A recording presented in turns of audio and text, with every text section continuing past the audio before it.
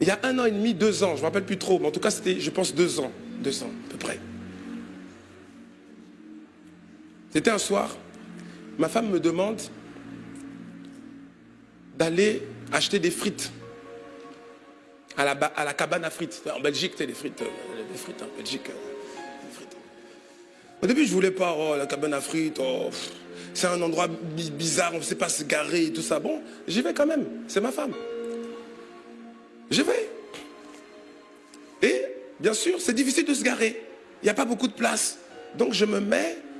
Il y avait des voitures qui étaient garées là. Et moi, je me mets juste devant une voiture qui était garée, sachant qu'elle était juste ici et la cabane à frites est là. Donc, je me suis dit, voilà, comme je suis dans la file, si la personne qui veut sortir se présente, eh ben, je sors directement et puis je déplace la voiture. Amen. Il n'y a pas mort d'homme. Donc, je fais la queue. Et puis, à un moment donné, maintenant, il y a quelqu'un, un monsieur, avec, je pense, une vieille dame qui devait, je pense, être sa maman, je ne sais pas.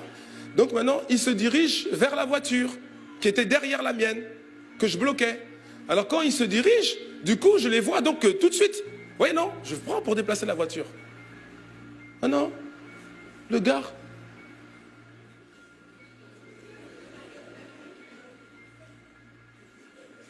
Il me regarde comme ça. Alors moi, j'accélère. Et puis il voit ma plaque, une plaque française. Et puis il dit, c'est comme ça que ça se passe en France? Et il commence à insulter. Espèce de sale français. Hein? J'ai failli lui dire, Et après je me suis souvenu, mais tu es mort toi? Ah oui.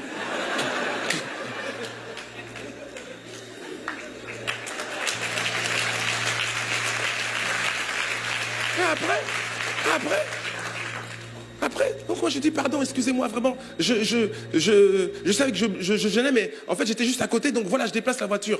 Et il continue, plus je dis pardon, plus il m'insulte. Ah oui, il m'insulte, hein. Sale nègre, dégage ta voiture.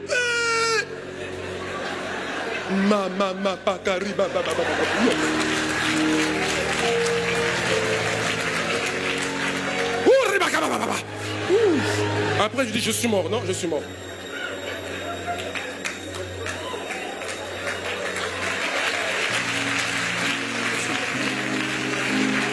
Il ne faut pas que l'esprit de colère, les pensées de colère, dis-tu, mais riposte, mais toi aussi.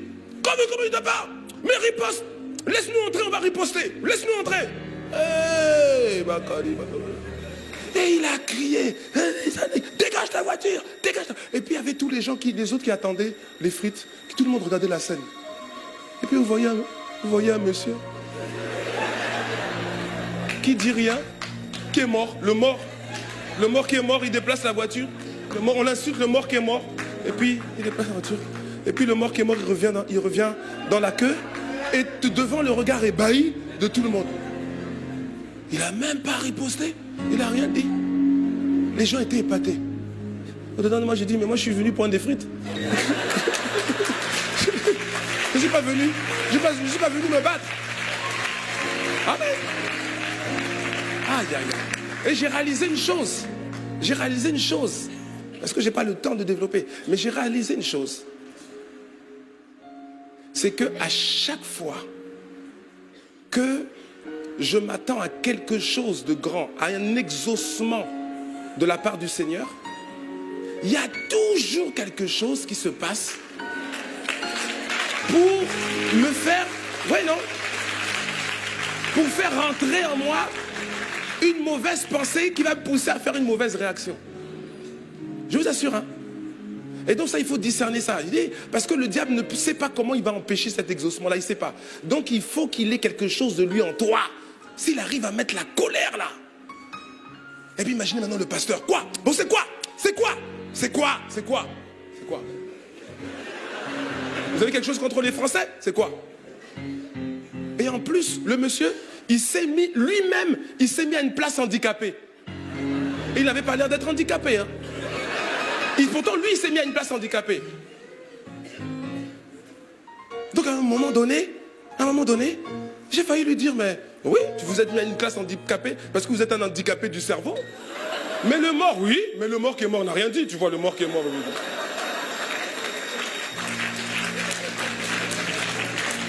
Oui. Non. Le mort qui est mort n'a rien dit. Le mort qui est mort n'a rien dit. Il n'a rien dit. Bien aimé, là je sais pas, j'insiste, tu vois, je t'assure, je sais pas encore comment l'expliquer, je sais pas comment l'expliquer, j'ai pas encore médité la Bible par rapport à ça, c'est juste un constat, mais j'ai constaté qu'à chaque fois qu'il y a un exaucement qui est sur le point d'être livré, le diable va chercher à repousser l'exaucement. Comment?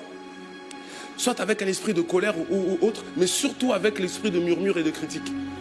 Hey! Quelqu'un va t'appeler, alors que tout est bien.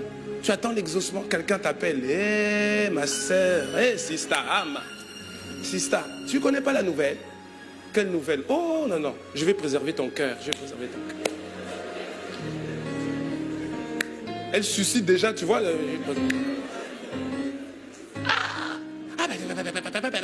Et puis toi aussi tu rentres et tu te rends même pas compte que le colis qui était en train d'arriver, il repart directement. En tout cas, mon ami, fais attention à ça. Je termine. Oh my God.